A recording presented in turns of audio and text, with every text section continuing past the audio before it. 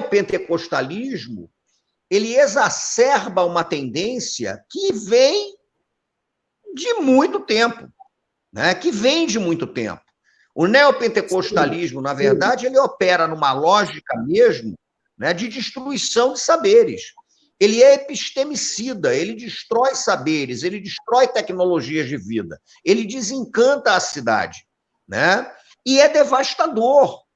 No campo da cultura, é devastador, porque trabalha na intolerância, trabalha no terrorismo religioso de você atacar terreiro, trabalha na desqualificação do carnaval, na desqualificação do samba, na desqualificação das culturas de rua.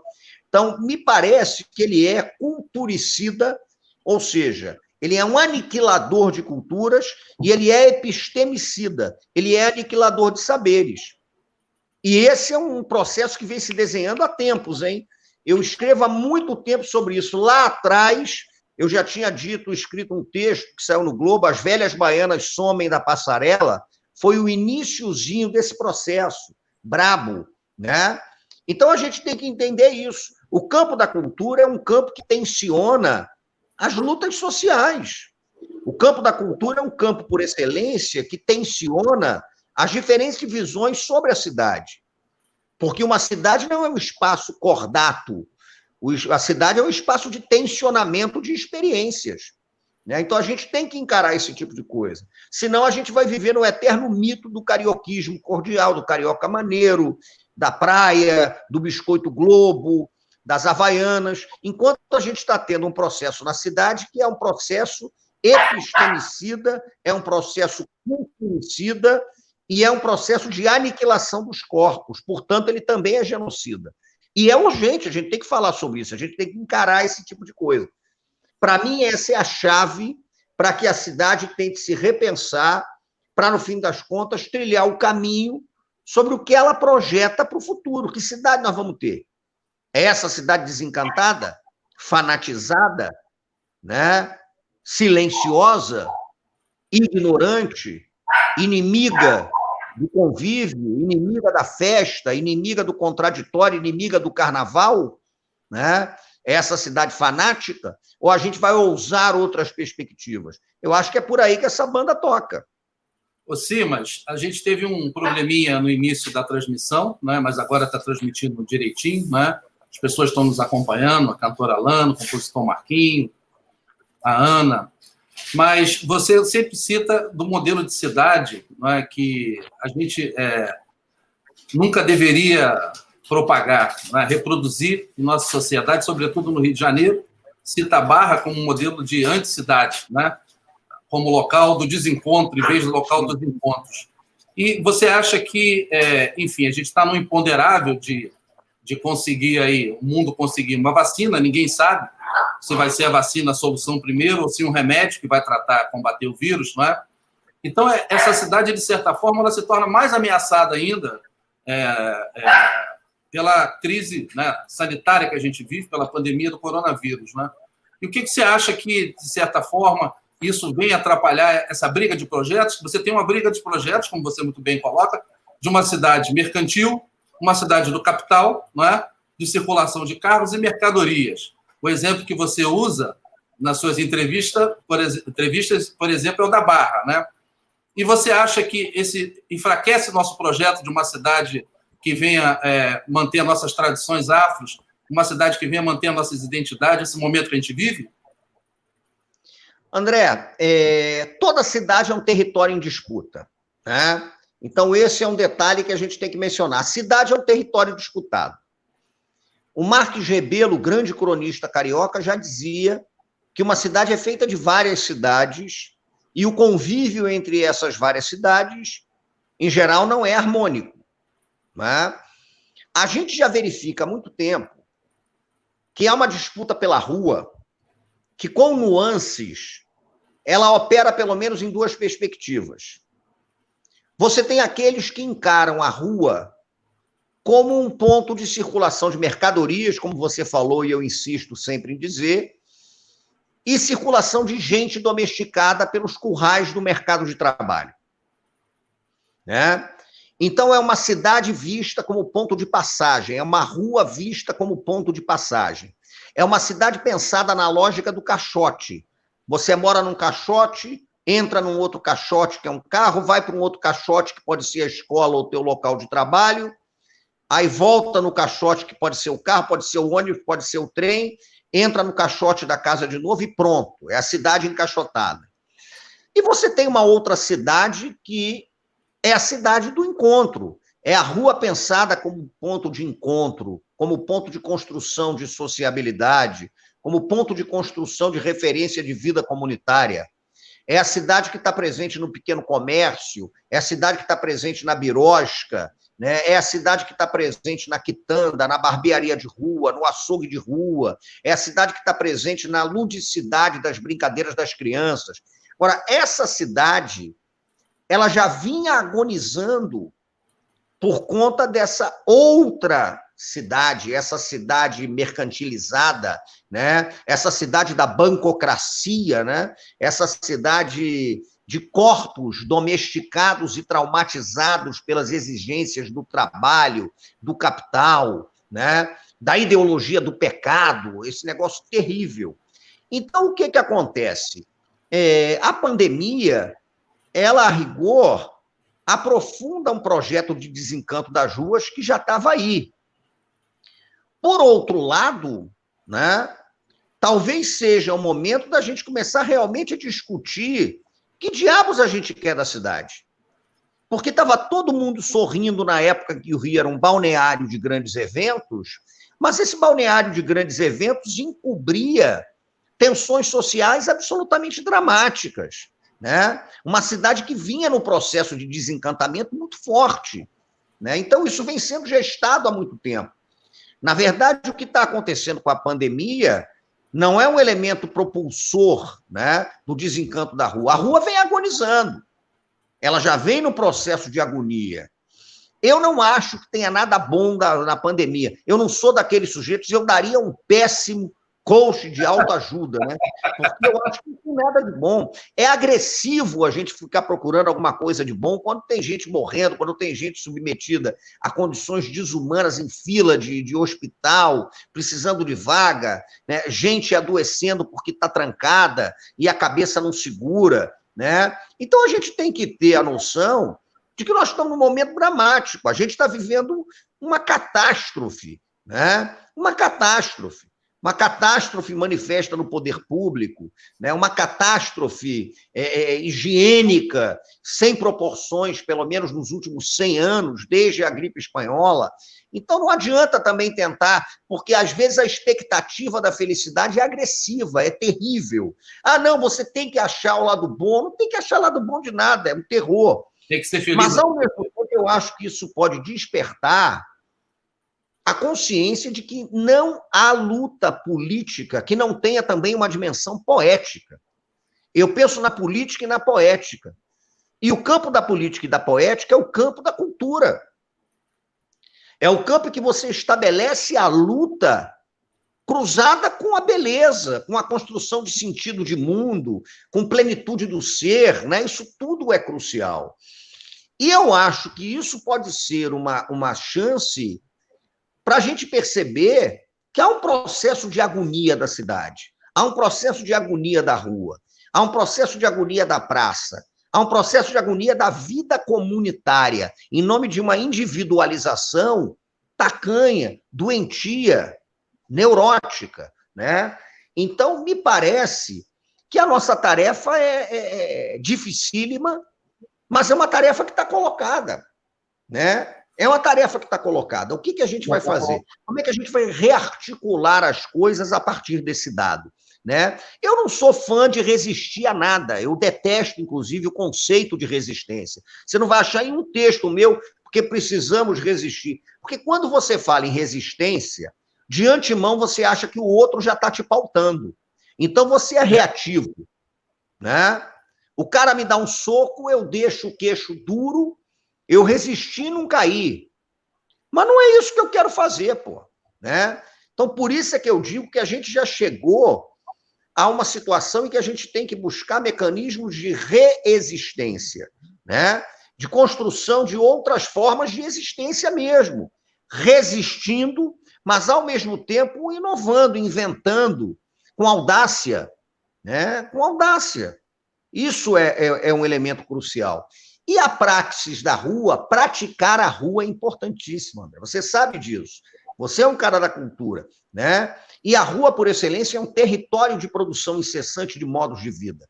Quando a gente fala de cultura, a gente sabe que tem que fazer uma diferença grande, e que muita gente não faz, entre evento da cultura e cultura do evento. Isso é crucial. Porque quando você coloca uma roda de samba na rua, quando você leva um artista significativo para se apresentar num teatro, você está trabalhando na dimensão de um evento da cultura. Porque há todo um caldo de cultura que está ali. O desfile de uma escola de samba é um evento da cultura. Porque para aquilo acontecer, existem saberes comunitários que têm se acumulado dinamicamente há décadas. Há décadas. Agora, por outro lado, tem a cultura do evento, que é frágil, né? Que não pensa nesses aprofundamentos, nessas questões todas. O campo da cultura, ele vai ser um campo crucial para a gente pensar e disputar a cidade. E mais do que isso, disputar o que a gente pretende fazer com o Brasil. É um campo de disputa. Então, me parece, inclusive, eu outro dia escrevi um texto que ainda não está publicado, mas eu estava dizendo que a gente precisa conciliar duas coisas que aparentemente não são conciliáveis. Uma cimitarra, uma espada, e aí eu estou vendo a sua camisa, é a espada de Ogum, né? Eu me lembro você. E, ao mesmo tempo, você tem que ter a paciência de quem faz uma renda de bilbo. E saber que fazer a renda, né? O trabalho da rendeira, com as agulhas da rendeira, isso requer paciência, isso requer trabalho sistemático. Então, nós estamos no momento em que a gente tem que ter a cimitarra e tem que ter a agulha para tecer uma renda de bilbo, né? Um trabalho sistemático, um trabalho que se aprofunda, mas, ao mesmo tempo, também dar vazão às experiências cotidianas de construção de modos de mundo. Isso é crucial. A tarefa que a gente tem pela frente é essa, é uma tremenda tarefa. Agora, de tédio, ninguém vai morrer. Acho que você muito bem colocado, Simas. A gente está... Você está me ouvindo bem, Simas? Eu estou. O pessoal está me ouvindo bem aí? Tudo bem? Esse é o papo de terça-feira, o primeiro papo de terça-feira com o Luiz Antônio Simas, historiador, professor, compositor, cronista, uma pessoa, uma personalidade hoje do Brasil que debate cultura popular. Quero agradecer a presença de vocês, o Marquinhos Diniz está aí, o Wellington, a Ana Paula, o Rodrigo Mosquito, a Verônica, a Sérvula está aí também, Sérvula Maria. Simas, você costuma também dizer, né, eu que acompanho seus escritos já há um tempo, sempre nos ensinamentos, que nós vivemos um cenário sincero no Brasil, no sentido grego da palavra. Atores que representam o seu papel sem máscaras. Finalmente, hoje, as pessoas estão sem máscaras, né? Não temos mais o peso do legado da ditadura para esconder essas pessoas. Recentemente, a atriz Regina Duarte, que ocupa atualmente, ou deveria ocupar atualmente, a Secretaria da Cultura, deu aquele depoimento bombástico na imprensa, minimizando as mortes na pandemia e minimizando também o papel violento da ditadura militar. Esse Brasil sincero acabou com o mito do homem cordial, Simas? Um pouco você até falou, mas esse homem cordial que nós fomos vendidos durante muitos anos, muitas décadas, né? O Brasil é o país de uma terra maravilhosa, uma natureza exuberante, do samba, né? Do futebol, país agradável. Esse homem cordial, a gente enterra ele a partir de agora? Eu costumo dizer uma coisa interessante. De certa maneira, o Sérgio Buarque já tentou enterrar o homem cordial, né? Porque falava-se muito do homem cordial como aquele homem que era afável, como aquele homem que era agradável, que era dado ao encontro, ao carinho, gente boa. O Sérgio Buarque já começa a tentar destruir essa ideia, quando no Raízes do Brasil ele diz que o homem cordial não é exatamente essa maravilha toda, né? O homem cordial, na verdade, ele tem muito daquele sujeito que se deixa levar por relações pessoais. Então, no fim das contas, o sujeito, por exemplo, que estupora a causa pública, né, em nome da defesa de um bandido familiar, ele está sendo um homem cordial, porque ele está agindo com o coração, né? O homem cordial, esse homem cordial como sinônimo do agradável, do afetuoso, do amigo, esse aí a gente tem que enterrar, não tenha dúvida nenhuma, né? Porque a experiência da história do Brasil já mostra que não é assim. Nós temos uma história muito marcada pelo colonialismo e uma história muito marcada pela colonialidade, porque aí existe uma pequena diferença de conceito, né? O colonialismo é a experiência histórica com o tempo datado. Então, o Brasil deixou de ser colônia quando foi elevado a Reino Unido. O colonialismo acaba ali. Mas a colonialidade é a longa permanência. Então, a colonialidade está aí até hoje, né? Um país estruturalmente racista, um país violento, né? Um país que mostrou as suas garras. Ao mesmo tempo, eu costumo dizer que eu percebo um embate, um tensionamento muito forte na nossa história entre o que eu chamo de Brasil como um projeto oficial e as brasilidades. A brasilidade está operando nesse campo de afetos da cultura.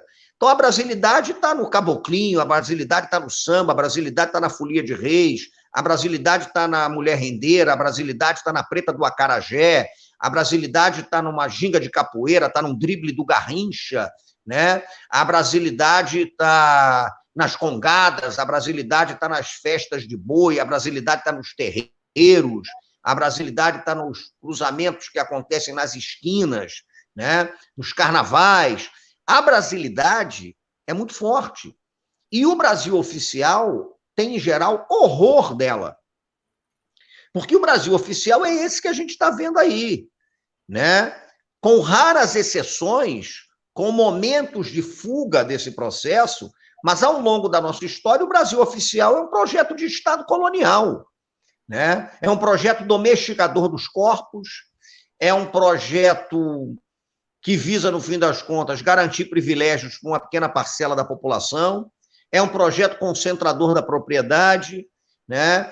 É um projeto que demole a experiência do ensino público universal. Por isso, inclusive, eu costumo dizer, provocando, que até hoje o Brasil, como projeto oficial, deu certo. O que deu errado no Brasil como projeto oficial? Um país pensado a partir da escravidão, da concentração fundiária, da supremacia heteropatriarcal, né, do branco. Isso aí deu certo, não deu errado, deu errado.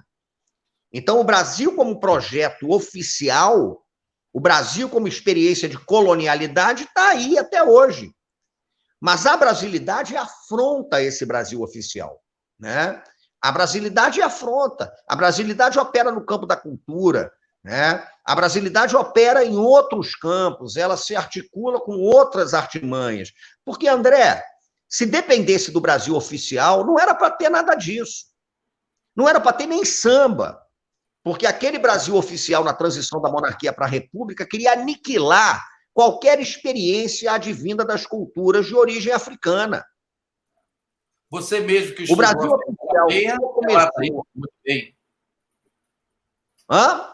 Você mesmo que estudou a Festa da Penha, relata isso muito bem, não é? Um projeto que tinha de utilização do Estado, da presença, não é? De retirar a presença afrodescendente da festa, né? Sim, é isso. Então, o que acontece?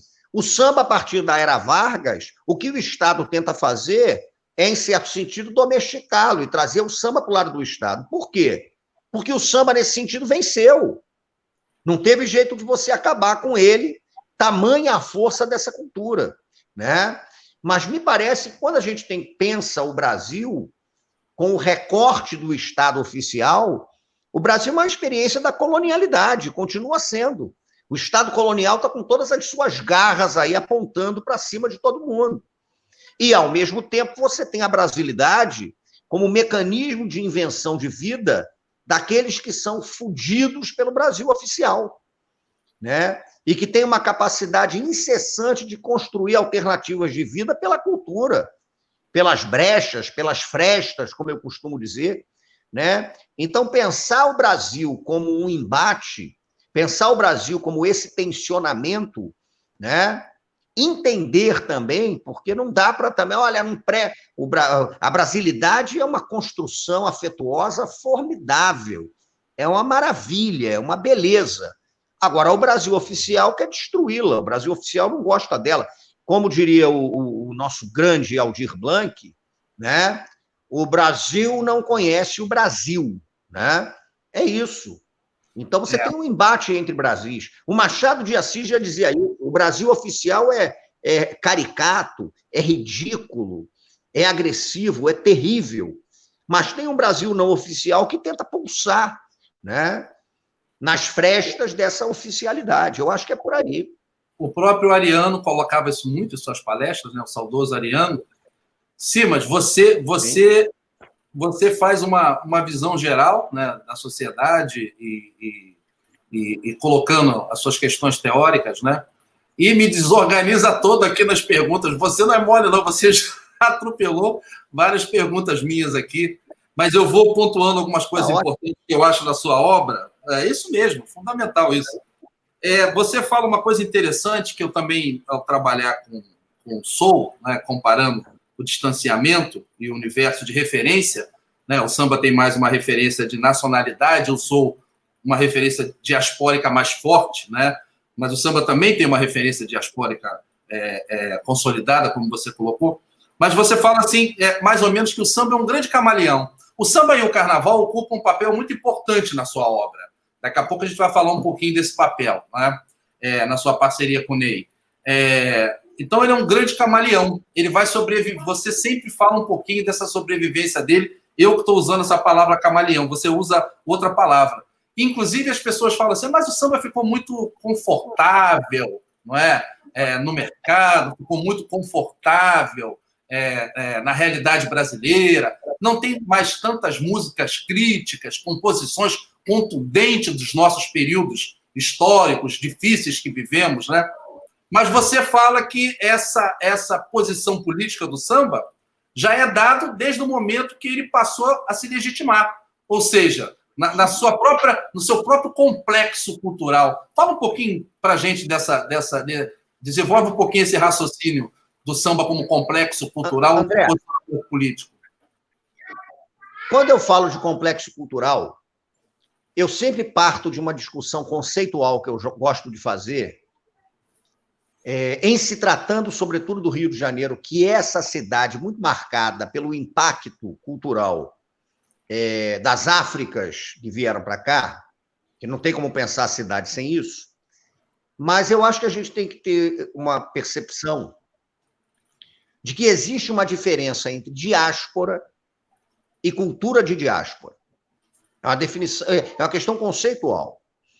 Toda diáspora é um fenômeno que desagrega, toda diáspora é um fenômeno que dispersa, toda diáspora é um fenômeno que quebra sociabilidade, rede de proteção social, identidade. Eu vou mais longe, você vai achar que eu estou viajando muito, mas não, eu vou chegar no samba. Se a gente pensa a cosmogonia das sociedades africanas, chegou um momento na minha vida que eu percebi que, para entender melhor o samba, eu tinha que começar a estudar filosofia bakongo. E eu fiz um mergulho grande na filosofia bakongo, do Congo, Angola e tal. Na filosofia bakongo, isso é crucial, né? Quando você morre fisicamente, você não deixa de pertencer ao grupo. E a morte física, né, a morte biológica, ela não é exatamente o fim da vida. Você vai passar a viver numa outra perspectiva. Para os bakongos, a morte mesmo, a aniquilação, é o esquecimento. Se você é esquecido, você está aniquilado. Aí o seu ser se aniquila completamente e você desaparece. O que eu quero dizer com isso? Você precisa do grupo para que o grupo conte a sua história. Então, se você teve a morte física, a maneira que você tem de continuar vivo é na lembrança do grupo, é nas histórias que o grupo conta. Então, eu vou morrer, mas se o grupo continuar contando as minhas histórias, eu continuo com vivacidade. Eu continuo presente. O grande pavor do Bakongo é a aniquilação do ser pelo esquecimento. Por que eu estou dizendo isso? Você imagine o que significa, com essa perspectiva de vida, a escravidão. Porque quando tiram o cara lá da costa africana, colocam no porão de navio e trazem para cá, não é só a possibilidade de uma morte física, é uma morte simbólica, é uma morte do ser. Porque você perdeu o grupo, você vai ser aniquilado, você vai ser esquecido. Quem é que vai contar a sua história? A coletividade acabou. Você está ferrado. Qual é o grupo que vai contar a sua história? E aí é que vem um detalhe que eu acho que é a chave para entender esse processo. A única chance que existe de você continuar vivo é reconstruir o sentido de grupo que você perdeu pela experiência do terror, da aniquilação, do sequestro negreiro. Por isso, se toda a diáspora é um fenômeno de desagregação, toda a cultura de diáspora é gregária. Você não tem uma cultura de diáspora que não seja fundamentada na construção da coletividade. Redefinir a rede de proteção social, redefinir a identidade, redefinir o pertencimento. Por quê? Para os Bakongos, o indivíduo sem a coletividade, ele não é nada. O destino dele é a aniquilação completa. Então, entender o ser Bakongo, a ontologia dos Congos, é fundamental para a gente entender um certo tipo de cultura que se estrutura aqui. Quando a gente pensa na cultura do samba, ela é essencialmente uma cultura que se fundamenta na construção comunitária. Como a malta de capoeira faz isso, como o terreiro de candomblé faz isso, como o terreiro de Omolocô faz isso, né? Então tem uma dimensão ali que é da reconstrução da comunidade. É aquilo que eu costumo dizer. Quando o Museu da Imagem e do Som pergunta na entrevista para o Cartola de onde ele vem, ele não sabia de que parte da África a família dele tinha vindo. Não sabe, sequestraram algum antepassado, trouxeram para cá. Mas o Cartola responde, eu venho de Estação Primeira de Mangueira, venho de Mangueira. Numa resposta simples, você repara que Mangueira representa para ele essa união, esses fundamentos. É claro. Né? Você já reparou uma coisa curiosa? Porque os Bakongos dizem que a maneira que você tem de permanecer vivo depois da morte física é ser lembrado, é ser falado. Mas, ao mesmo tempo, tem uma coisa interessante, que é o seguinte: você tem que ser falado, você tem que ser lembrado, você tem que ser evocado, mas é importante que você saiba que você não está mais vivo. Isso é uma mumunha Bakongo. Porque se você morreu e teu espírito não sabe disso, você vai virar um obsessor, um quiumba.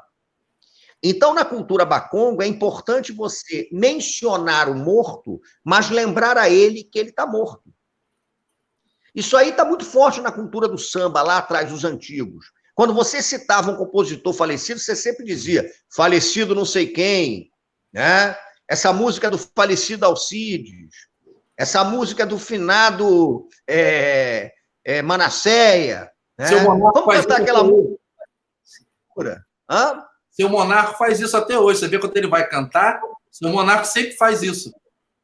Mas isso é um elemento da tradição Bakongo, que é você evocar o morto para que ele permaneça vivo na lembrança, mas ao mesmo tempo lembrando para ele que ele está num outro plano.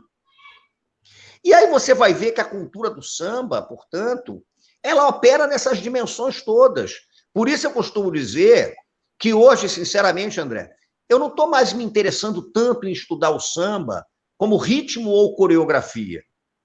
O que me instiga mais é estudar o samba como um fato social completo, porque dentro da experiência do samba existem modos de celebrar a vida, existem modos de enterrar os mortos, existem modos de comer, de beber, de se vestir, de lidar com a corporeidade, de morrer, de matar, né? Então, há um complexo cultural aí que é extremamente sofisticado, porque as gramáticas em que esse complexo cultural opera, elas não são normativas. Na cultura do samba, muitas vezes, o que você está enunciando com a palavra, né, não é aquilo que o teu corpo diz. O teu corpo enuncia uma outra coisa. Né? Na cultura do samba, há um discurso que está sendo produzido pelo tambor, muitas vezes. Então, ampliar essa perspectiva é fundamental. Por quê? Daí eu chego ao ponto que me interessa. As culturas oriundas da experiência traumática da escravidão, para conseguir sobreviver, elas tiveram fundamentalmente que operar nas frestas, operar nos poros, operar na brecha, inclusive do ponto de vista da elaboração do discurso. Porque muitas vezes eu não posso falar uma coisa com o verbo, porque senão a polícia vai lá e me dá um cacete. Mas aquilo, muitas vezes, que a minha voz não enuncia, o meu corpo está enunciando. E aquele enunciado do corpo faz todo sentido para o grupo. Então, ampliar essas experiências, por isso é que eu chamei um livro de Corpo Encantado das Ruas, né? Para mostrar que existem gramáticas da corporeidade que a gente não vai, é esse aí. A gente não vai entender as ruas se a gente continuar operando só na dimensão da verbalização, né? Eu hoje, por exemplo, sou um sujeito que não falo mais de visão de mundo, porque a própria ideia de visão de mundo já está marcada pelo recorte ocidental de que você experimenta o mundo pelo olhar, né? O samba não traz uma visão de mundo, ele traz uma percepção de mundo, porque ele traz uma percepção do corpo, do cheiro, do sabor, né? Da visão também, claro, né? Mas são percepções de mundo. Como é que você estrutura mecanismos de percepção de mundo que são interessantes? E aí eu estou hoje mergulhado nesse trabalho, rapaz, de pensar dessa virada. Né? E como é que sobrevive? São culturas que operam nas frestas, inclusive do ponto de vista, né, da maneira como você anuncia um determinado discurso. Você acabou abrindo um campo teórico ainda inexplorado, né, com esse livro e as suas pesquisas recentes, Simas. Nós estamos aqui no Papo de Terça-feira com Luiz Antônio Simas, teórico, escritor, cronista, professor. Grande lavador de prato. Lavando prato. Estamos. Estamos. Boa experiência para a gente acabar com essa instituição.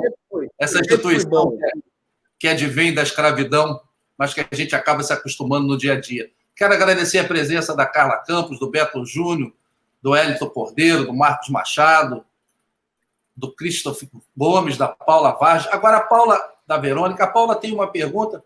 Eu não sei se você passou por ela. A Paula Vargas tem uma pergunta. Simas, seria possível fazer uma relação dessa filosofia da aniquilação pelo esquecimento e o processo de genocídio dos povos negros hoje no Rio? Seria porque o elemento da aniquilação está sempre presente nesse tipo de coisa, né? Seria porque isso opera, esse genocídio opera no campo do apagamento da memória. Esse genocídio opera muitas vezes mesmo no campo do apagamento das experiências de vida. É a morte sem nome, né? Você tem um processo de genocídio promovido pelo Estado colonial brasileiro que promove a morte sem nome, né? Os corpos que estão fadados a morrer, que são achados por balas, né? Porque não existe a bala perdida, existe a bala que acha esses corpos, né?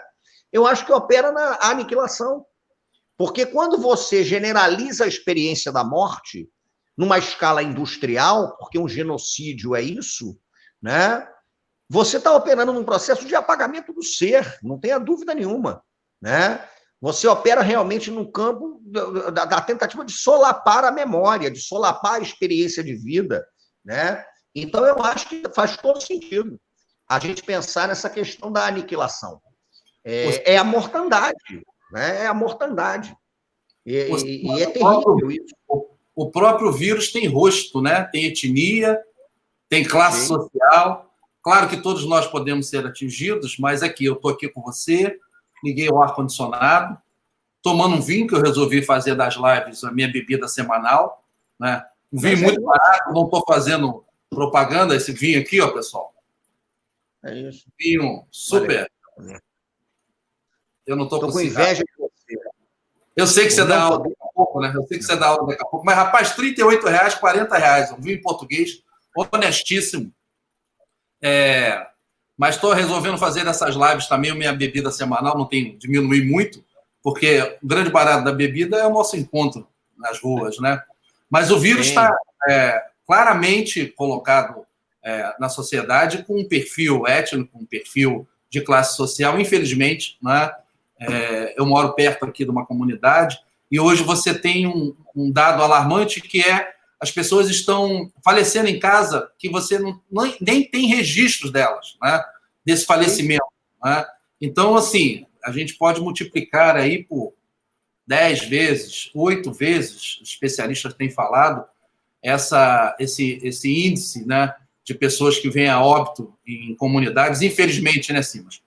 Até um vírus no capitalismo, ele como está no capitalismo, ele escolhe o seu alvo, né, predileto, que é, infelizmente, a desigualdade social. Sim. Não tem dúvida. Simas, você já tem 19 livros, meu amigo. Olha, vou te falar, não li tudo. Tem praticamente todos, mas não li tudo. Mas li os mais, vamos dizer assim, os mais interessantes do ponto de vista teóricos e me ajudaram muito na construção que eu fiz da minha tese de doutorado, sobretudo as conversas que eu tinha. Você não imagina. Eu cheguei a gravar uma das conversas que eu tinha com você nos bares sobre a diáspora. Aquilo me clareou a cabeça que me resolveu esse doutorado. Ultrapassei essa fase. Mas falar da importância dos seus livros aqui demoraria um mês, né? No mínimo de programa, né?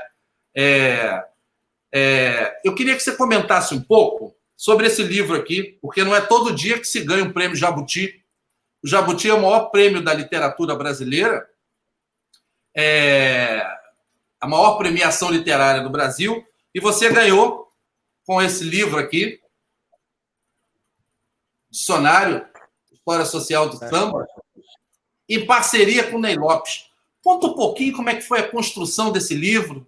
É um livro que certamente deu um trabalho intelectual muito grande para você e para o Ney, né? E como é que se deu essa parceria com o Ney? O Ney é uma das pessoas mais agradáveis que eu conheci na vida, né?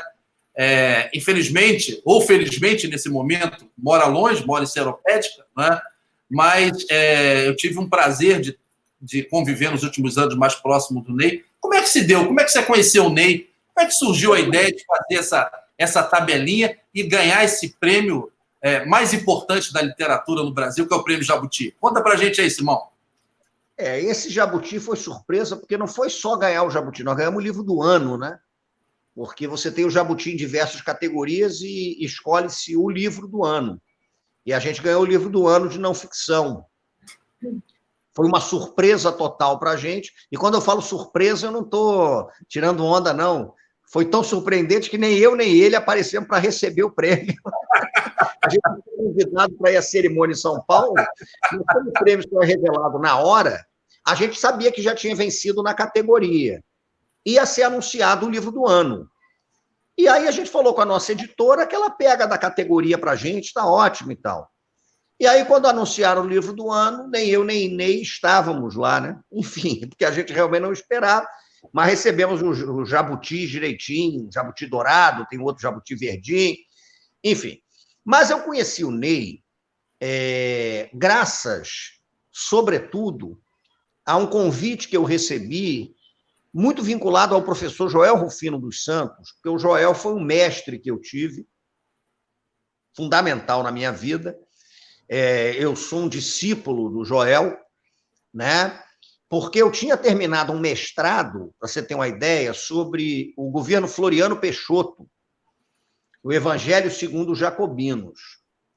E o Joel Rufino sabia que eu era uma criança de terreiro, né? Minha avó é uma Ielorixá, então eu nasci dentro de um terreiro, muito vinculado ao samba, essas macumbas todas e não sei o quê. E o Joel praticamente me ordenou eu parar com essa maluquice de ficar estudando Floriano Peixoto, o Estado republicano, vai estudar terreiro, vai estudar tambor, aquelas coisas que você sabe, não sei o que e tal. E aí eu fui convidado, para o meu choque, porque um moleque, a participar de um evento chamado Samba, Futebol e Educação, que consistia numa viagem por algumas cidades do estado do Rio de Janeiro, oferecendo curso e oficina para professores da rede pública. E aí eu perguntei quem ia comigo, eu fiquei muito surpreso, aceito. Aí, depois de eu ter aceitado, é que eu descobri que seriam Joel, Zizinho, que jogou a Copa de 50, mestre Ziza. Conheci muito no Candongueiro. Foi isso, ia muito no Candongueiro. Ney Lopes e Afonsinho. Aí eu quase tive um treco. Eu falei, porra, mas eu, moleque, eu vou viajar com Afonsinho, Zizinho, Joel e Ney Lopes? Caceta. E eu tinha certo medo do Ney. Eu adorava o Ney, mas o Ney era uma coisa distante, o garoto, o Ney e o Wilson, Senhora Liberdade, aquela coisa toda. E eu lembro que quando a gente foi para Casimiro de Abreu dar esse curso, eu vi que o Ney é uma figura afável, né? Uma figura afetuosa, brincalhão. E nós acabamos fazendo uma boa amizade. E eu fiquei muito surpreso.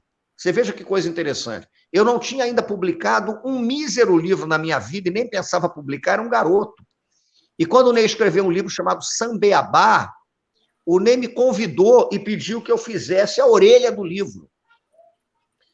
Porra, então eu estreei no livro fazendo uma orelha para o Ney Lopes. Eu fiquei pasmo com esse tipo de coisa. Né? E aí a gente foi mantendo uma relação ótima, eu gostando muito de samba. Aí o Ney um dia falou para mim, ô Simas, a gente tem que fazer um trabalho para mostrar que birimbau não é gaita. Eu nunca esqueci da frase dele. E aí um dia o Ney me convida para fazer um dicionário da história social do samba.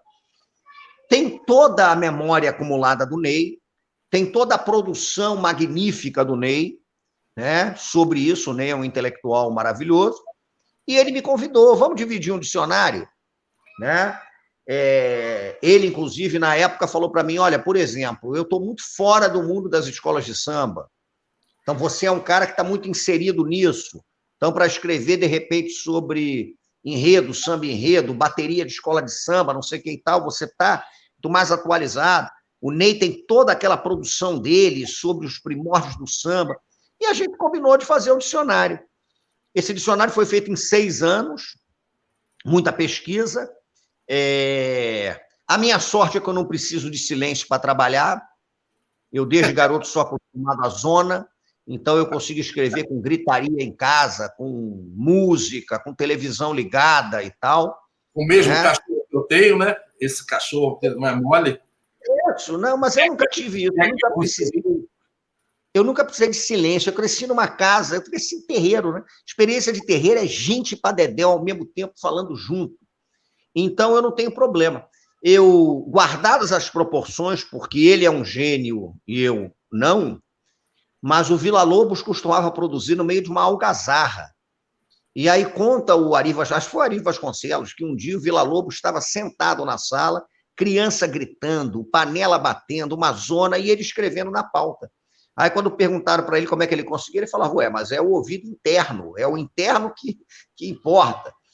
Mas eu comecei a fazer o livro com o Ney, e é interessante que ele foi quase todo feito pela internet, porque toda vez que eu e Ney nos encontrávamos para discutir o livro, depois do terceiro chopp já não tinha mais discussão nenhuma. E a gente enchia a moringa. E aí nós chegamos à conclusão que o negócio é esse. E é bacana porque a ideia do livro foi a seguinte, eu escrevi os verbetes sobre as culturas de escola de samba, o Ney escreveu os verbetes sobre o samba de uma forma mais geral, um passava os verbetes para o outro, que acrescentava coisas nos verbetes. Então foi uma tabelinha mesmo, né? Ali foi uma tabelinha bacana. Agora, o Ney é uma figura exponencial, então, para mim, foi uma alegria. Para mim já é um troféu ter recebido um convite para escrever um livro com ele, imagine ganhando prêmio e tal. Aí foi legal, foi bacana. E o livro surpreendeu, é isso aí. Ô, Simas, tem que atualizar, aí a gente atualiza. Maravilhoso, tem uma história. Esse livro, pessoal, antes de eu contar a história com o Ney aqui, esse livro é da Civilização Brasileira, Dicionário da História Social do Samba. O Simas também tem livros pela editora Mórula, que estão perguntando aqui, não é? Mas esse é Civilização Brasileira. Ô, Simas, o Diogo Cunha, que é nosso amigo, que é muito próximo do Ney também, conseguiu, com a editora Numa, que o Ney lançasse a última obra dele, né? E aí eu estou um dia em casa e a dona da editora, a Adriana, me liga e fala assim, pô, André, eu queria seus dados aqui, porque o Ney pediu para te ligar e disse que o direito autoral do livro é seu. Olha só assim, essa você não sabia, né? Essa não. Essa não. Eu falei, mas que queria... Não, ele falou que você gosta muito de você é muito parceiro dele, sempre foi parceiro dele, que esse direito autoral ele não quer, não, é seu. Eu falei, mas que isso, Adriano? Que doideira é essa? Muito boa essa. Por que eu não entro numa dessa também? Para dar um direito. Rapaz, não é mole, não. Essa, é claro que eu não entrei, né? Acabei não entrando por esse circuito, né? Mas, ô Simas, a gente já falou de bastante coisas que eu coloquei aqui. Eu, tempo atrás, 2 semanas, 3 semanas atrás, eu vi um documentário. Eu nem sei se foi lançado aí do Mauro Shampoo, foi? Foi, meu bem? O curta? Já. Qual? Já foi lançado, né? O do festival, né?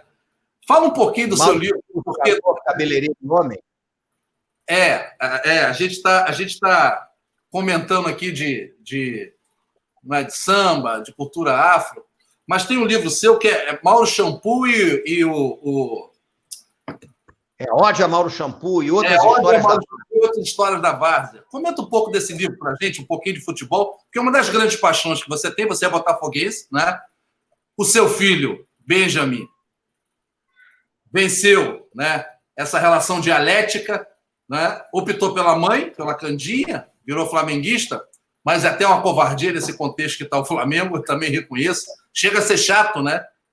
Chega a ser chato às vezes, eu sou flamenguista, mas eu tenho que contar a real. Fala um pouco desse livro para a gente, esse lado seu, do envolvimento com o futebol, não é? Que você também tem muito forte, que às vezes as pessoas nem comentam, esquece de falar do seu lado de cronista, né? De futebol. Você participa frequentemente do Sport TV, de vários programas, né, na televisão de esporte, e do próprio lado também seu de compositor, né? Que às vezes é um lado que as pessoas menos exploram nas palestras, nos debates que você participa. O Ódio ao Mauro Shampoo, ele é um livro sobre o amor pelo futebol expresso naquelas trajetórias dos que não deram certo, né? Quando me perguntam sobre o que é o Mauro Shampoo, eu digo que o Mauro Shampoo não é nem uma micro-história, é uma nano-história, né? Aquela história é a nano-história. O Mauro Shampoo, na verdade, é um livro sobre o amor ao futebol, que conta a trajetória em várias histórias daqueles que, numa certa perspectiva, não deram certo. Então, me interessa nesse livro a experiência do artilheiro que não fazia gol, a experiência do goleiro frangueiro, a experiência do clube, que não é um clube de massa, que nunca ganhou título, né? Que tem uma torcida pequena, né? A várzea. Então, é um livro que, na verdade, toma o futebol como referência para falar das pedrinhas miudinhas, né? Para fazer o que o Walter Benjamin chamava de escovar a história contra pelo, né? Para contar um pouco da história daquilo que o Michel de Certeau chamava de os caminhantes invisíveis, né? Aqueles que estão fora da história oficial, aqueles que estão na periferia da própria história, né? Mas que têm historicidade. Então, ali tem história de um juiz, Cidinho Bola Nossa, que era um contumaz ladrão a favor do Atlético Mineiro. Tem a história de uma excursão do Santa Cruz pela Amazônia, em que morrem 3 jogadores, o time todo pega tifo, né? Tem gente esfaqueada, né? Tem uma ódio aos frangueiros, tem o texto em homenagem a Mauro Shampoo, o artilheiro que não fazia gol, né? Tem uma porção de coisa. Geraldo Assoviador, um craque do Flamengo que morreu de uma forma estúpida, numa operação, e tinha tudo para ser um grande jogador de futebol, com 22 anos de idade, por aí. E o Mauro Shampoo é isso. Porque eu vejo o futebol também muito vinculado à cultura de rua, né? Eu gosto disso. O Corpo Encantado das Ruas tem alguns textos sobre futebol, e a Ode a Mauro Shampoo é isso. É uma história... André, eu não tenho nenhuma simpatia pela história dos vencedores, de triunfo, né? Quem sabe isso tem a ver com o ser botafoguense, mas o triunfo não me comove, o triunfo não me emociona. O triunfo, para mim, não é matéria da minha história, eu não tenho pouquíssimo interesse nele, né? Eu gosto de entender os modos de vida que são construídos à margem, né, do triunfo, à margem da vitória, à margem do que a gente imagina como conquista, né? E a Ode a Mauro Shampoo talvez seja o livro que isso aparece de uma forma mais vigorosa. É um livro pequeno, eu acho que ele é bem humorado. Mas eu trabalho com futebol, eu tenho um livro pronto, que é uma biografia do Maracanã, para a Mórola, em que eu conto uma história do estádio, né? Seria lançado agora, mas eu acho que a gente vai adiar, porque não dá. O lançamento virtual num livro sobre o Maracanã é até sacanagem, né? Um livro sobre o Maracanã precisa de um lançamento com as pessoas falando, com as pessoas conversando. Então, a gente está pensando em deixar mais para frente ou para o início de 2021, né? Mas me interesso muito. E a composição é isso também. Eu toco desde pequeno, componho. A Fabiana Cosa, agora grande cantora, vai vir aí com um trabalho gravando 3 composições minhas, parceria com Moisés Marques, parceria com Alfredo Del Penho, né? O Lúcio Sanfilippo lançou um CD com 17 faixas, que todas são de minha autoria, tanto música como letra. Mas isso aí não é estanque na minha vida, não. É a mesma coisa. O historiador, o professor, o compositor, né? Gosto de escrever crônica, também brinco com esse negócio todo, né? Então, eu gosto de sair dessas cápsulas. Eu costumo dizer que eu sou um habitante das encruzilhadas, né? Eu vivo no cruzo, ali na encruzilhada, entre as mais diversas referências. Isso me anima. E eu tenho uma vontade doida de fazer coisas que eu nunca fiz. Então, é interessante. Esse ano eu vou lançar um livro para criança, meu primeiro. Esse vai sair esse ano, sim.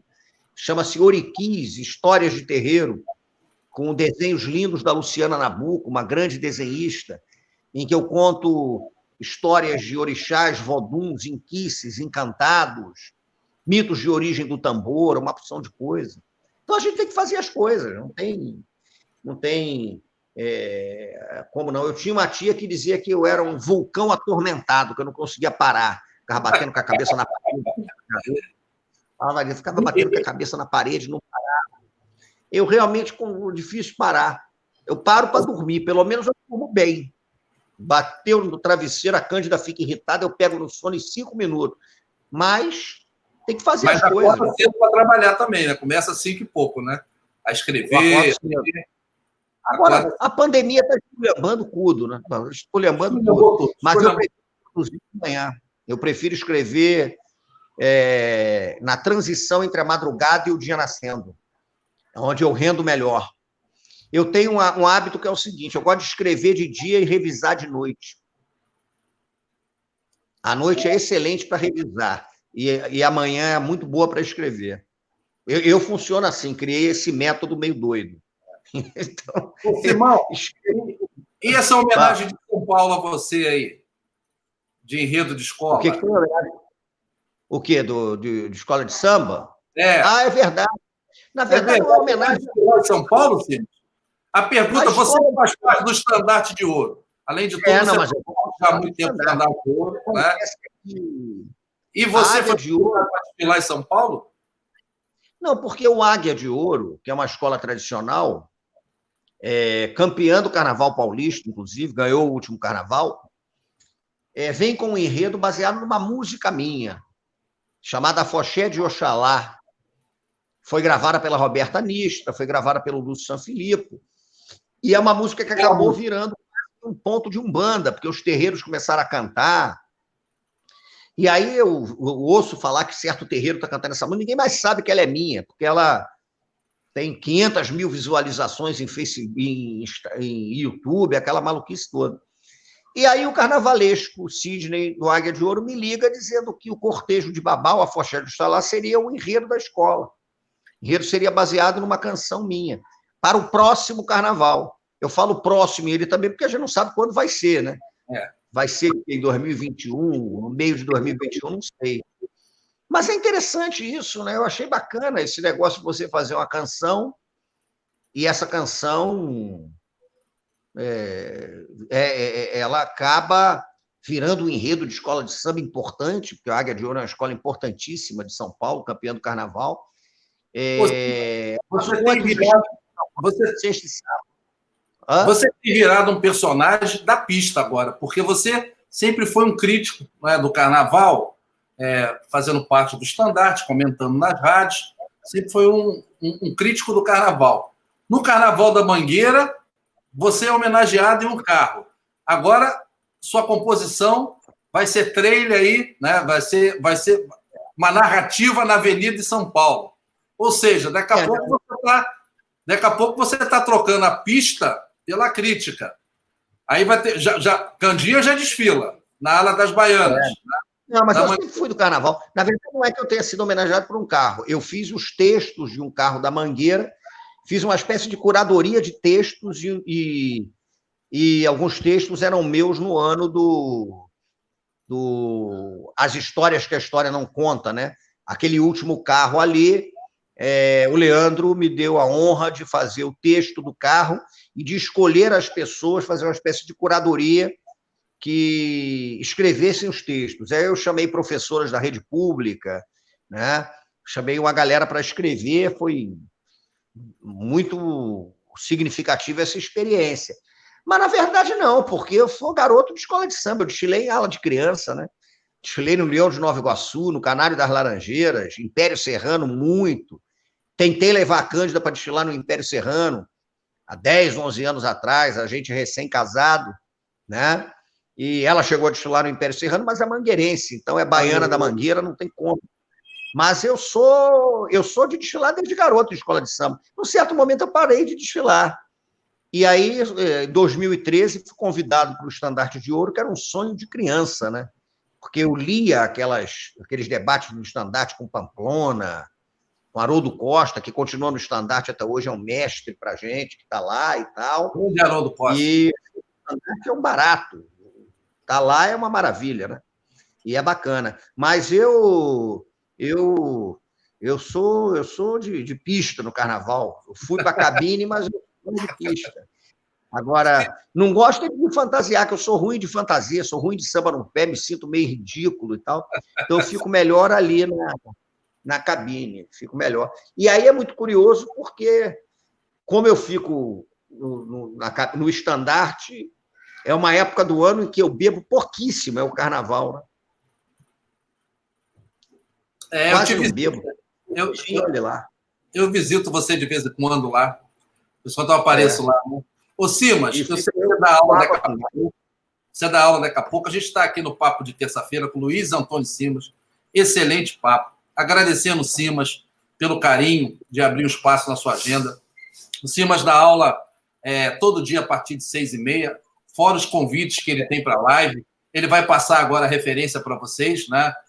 Das aulas, onde se inscreverem, quem quiser participar, assistir. Recomendo muito. Tem muita gente aqui perguntando de livro, etc, etc. Daqui a pouco eu vou fazer uma publicação aqui de algumas referências. Mas quero te agradecer muito, deixar você falar um pouquinho aí no final, mandar uma saudação para a galera, agradecer a todos que participaram aqui, Renato Cruz, o Anderson Pipico, grande Euclides Duque, a Juliana, nossa parceira etílica, grande Juliana, a Luciana, deixar um abraço para todos, dizer para vocês que esse é o primeiro papo de terça. Semana que vem temos Marcelo Lins, da Globo News, apresentador do Globo News Internacional, ex-editor-chefe do Jornal das 10, vai falar para a gente das repercussões internacionais do governo Bolsonaro.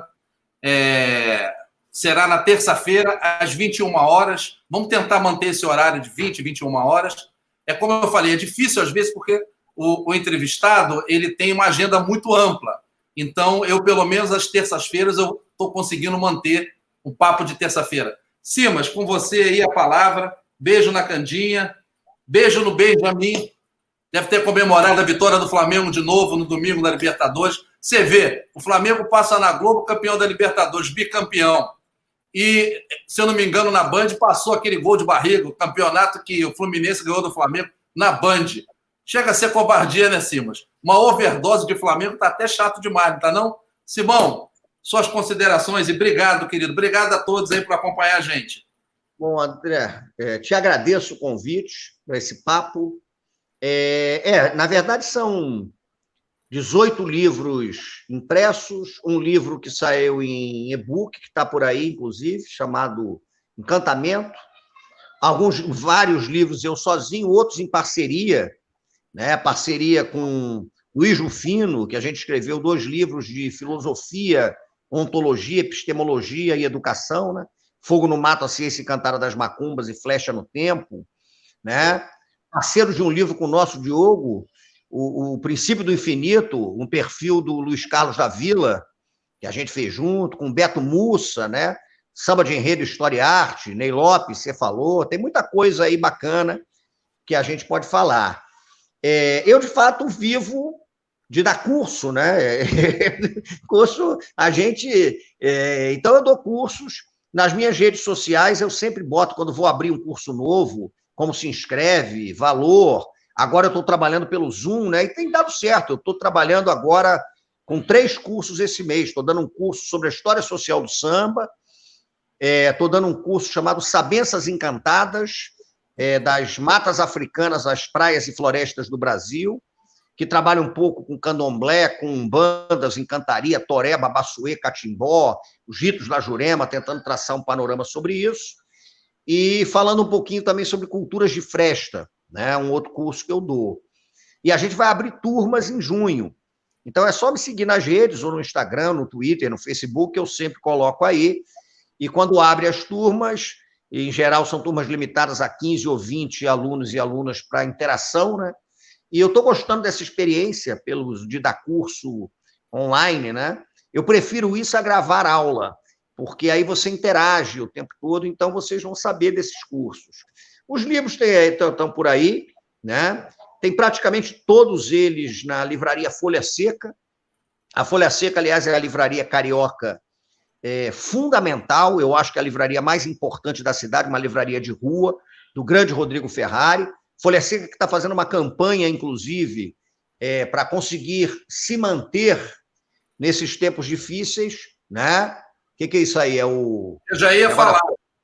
Ia falar legal. Da vaquinha virtual, catarse.me/Folha Seca. Quem puder contribuir, eu já contribuí hoje. Maravilha. E uma das contribuições que você pode fazer, uma das coisas que a Folha Seca fez, é, inclusive, comprar 2 livros meus, o Ode a Mauro Shampoo e o Almanaque Brasilidades, que é um livro que eu faço um passeio pela cultura popular do norte ao sul, e eles vão autografados em agosto, né? Então, essa força à Folha Seca é importante. E a gente está por aí. Daqui a pouco vai vir o Oriquis, o Culturas de Terreiro, esse livro infantil, né? Passando esse sufoco, vai vir o Maracanã, e a gente está sempre aí. Eu estou trabalhando, estou dando aula, estou interagindo, não estou dando as minhas aulas em botequim, que é uma coisa que eu gosto muito de fazer, é um projeto com o Bar Madrid aqui no Rio, mas a gente está levando, a gente está tocando o barco do jeito que der. E é isso aí, eu te agradeço, e saúde para todo mundo. Vamos passar por esse negócio aí, vamos inventar a vida. Vai ser bonito depois. Obrigado. Hoje a gente toma um corre, vai ser legal. Obrigado, Simas, adorei. Pessoal, adorei a entrevista. Maravilha. Luiz Antônio Simas, adorei a presença de vocês. Né? Simas é um intelectual que dá uma palestra na Academia Brasileira de Letras e no Bar Madrid, na Tijuca, como a gente falou aqui, comentou.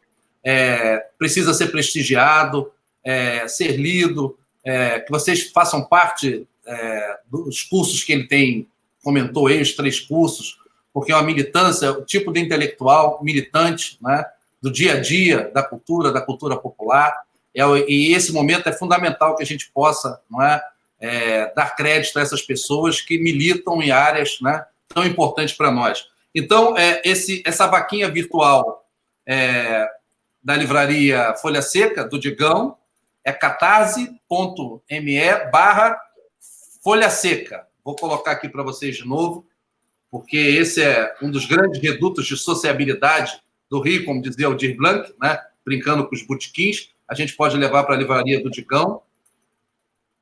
Fica aqui um abraço também para a família do Aldir, né? Pela passagem dele, uma referência de compositor, de pessoa para a gente, de intelectual. Convoco vocês para o próximo papo de terça com o Marcelo Lins, às 21 horas. Vamos abordar aqui a pandemia e a imagem do Brasil lá fora, ou seja, do governo Bolsonaro, a imagem internacional do governo Bolsonaro, com o Marcelo Lins. Obrigado, boa noite, estamos juntos. Fiquem em casa, pessoal, fiquem em casa. Beijão. Valeu.